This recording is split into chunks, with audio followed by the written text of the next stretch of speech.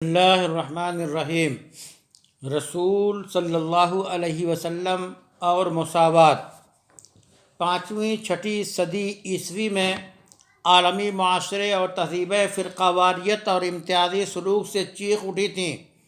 آقاؤں اور غلاموں، کالے گورے، عربی اجمی، مرد و عورت، ہر ایک امتیازی برتاؤ اور اونچ نیچ کے نظریے کا شکار تھا، جس کے نتیجے میں ہر طرف ظلم پھیل چکا تھا۔ ان امتیازات کو روکنے کے لیے محمد عربی صلی اللہ علیہ وسلم تشریف لائے اور ببانگ دہل برابری کے بنیادی قوانین کے اعلانات فرمانے کے لیے مصطفیٰ کی آمد ہوئی۔ عالمی معاشرہ کی اس کجی و کمی کو درست کرنے کے لیے قرآن کریم کی کئی آیتوں میں تعلیمات کا ذکر موجود ہے۔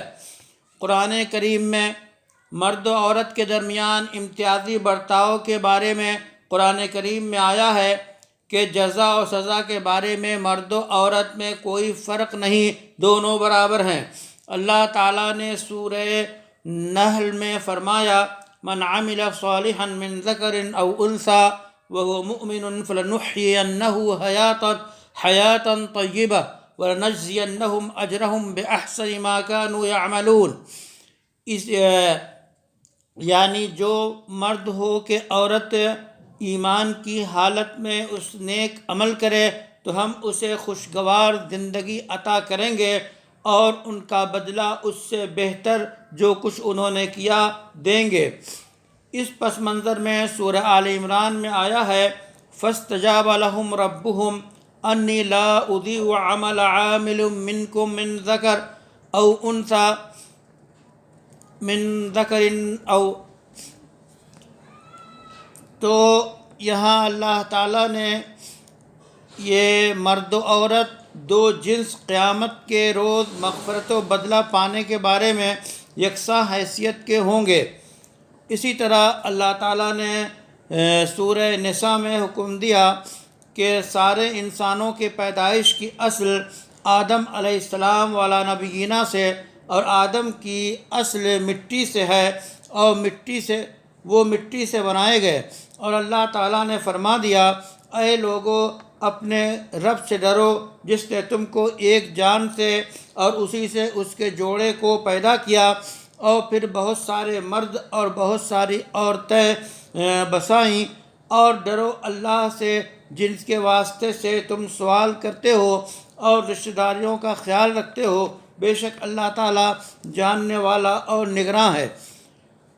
تو یہ فرما دیا گیا کہ مسلم عورتیں مسلم مرد، مومن عورتیں مومن مرد، اسی طرح ان صفات کی صدقہ کرنے والے مرد اور صدقہ کرنے والی عورتیں، صبر کرنے والے مرد اور صبر کرنے والی عورتیں، اللہ سے ڈرنے والے مرد، اللہ سے ڈرنے والی عورتیں، اور سچے مرد اور سچ بولنے والی عورتیں، روزے دار مرد اور روزہ رکھنے والی عورتیں، یہ اسی طرح اپنے ناموس کی حفاظت کرنے والے مرد اور عورتیں، اللہ کو کثرت سے یاد کرنے والے مرد اور عورتیں، ان سب کے لیے اللہ تعالیٰ نے مغفرت اور بڑا ثواب تیار کر رکھا ہے۔ تو اس میں یہ بات واضح طور پہ بتا دی گئی کہ مرد و عورت کی کوئی تفریق نہیں ہے، جو اچھے صفات کا حامل ہوگا وہ لائق تعریف ہے۔ اسی طرح سورہ حجرات میں فرمایا گیا کہ قیامت کے دن مال و دولت، حسب و نسب، تعلیمی اسناد، عرفی عزت، جسمانی قوت اور خوبصورتی بدلہ پانے کا معیار نہیں ہوگا، بلکہ اس کی کسوٹی تو صرف پرہیزگاری ہوگی۔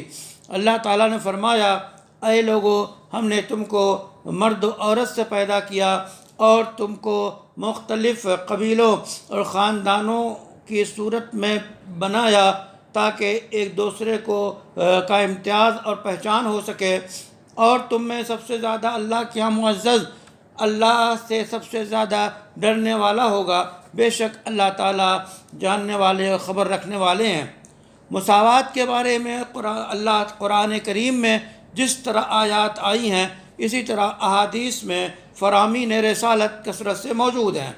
جو معاشرہ چوطرفہ فرقہ واریت پر قائم تھا اس میں مساوات کے بنیادی اصول کی آبیاری کا کام نبی اکرم صلی اللہ علیہ وسلم کر رہے تھے، اس لیے سخت مخالفت کا سامنا تھا، لیکن آپ صلی اللہ علیہ وسلم بخوبی جانتے تھے کہ معاشرہ کی کامیابی اور نئی تہذیب کا وجود امتیازات و بنیاد پرستی کی بنیادوں کو ڈھائے بغیر نہیں ہو سکتا، اور اسی وقت سماج کے مختلف طبقات میں مساوات کا تصور پیدا ہو سکتا ہے۔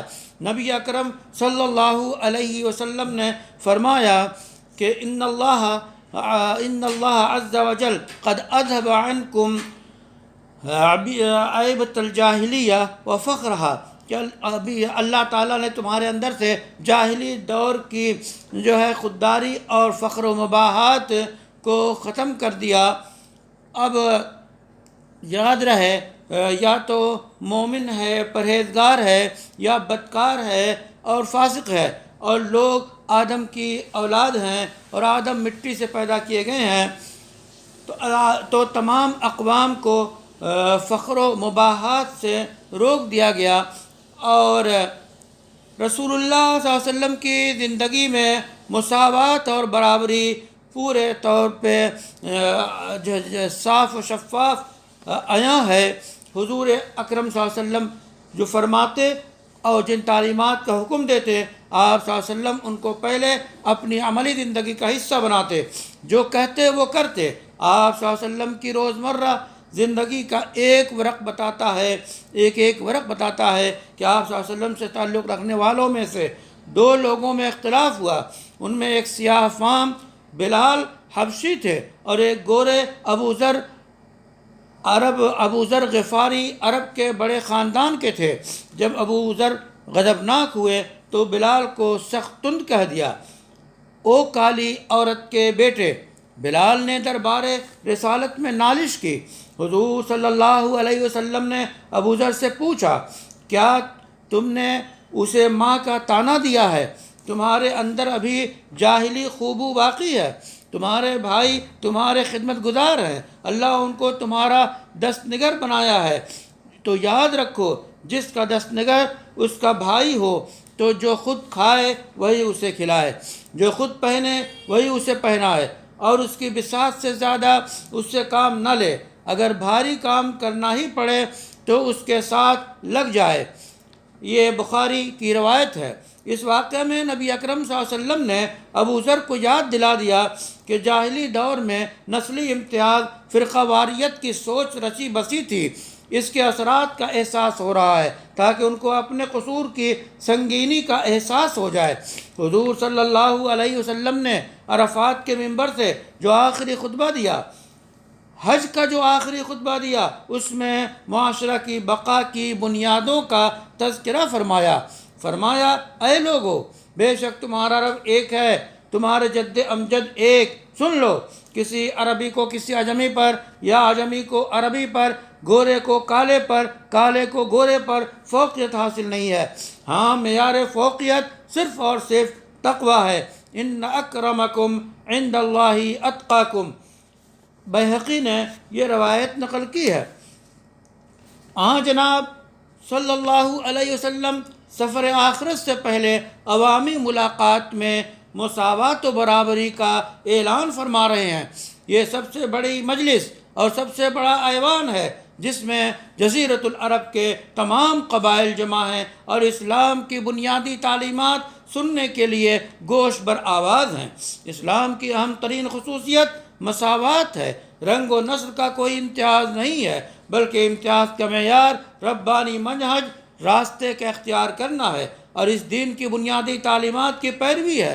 مساوات کا اصول رنگ و نسل، سماجی و خاندانی ناہمواریوں کی جڑوں کو کھوکھلی کر دیتا ہے۔ حضور اکرم صلی اللہ علیہ وسلم نے فرمایا، وَمَن بَطَأَ عَمَلُهُ لَمْ يُسْرِعْ بِهِ نَسَبُهُ، عمل کی سست رفتاری پہ نسب کی تیزی غالب نہیں آ سکتی۔ صلی اللہ علی النبی الکریم۔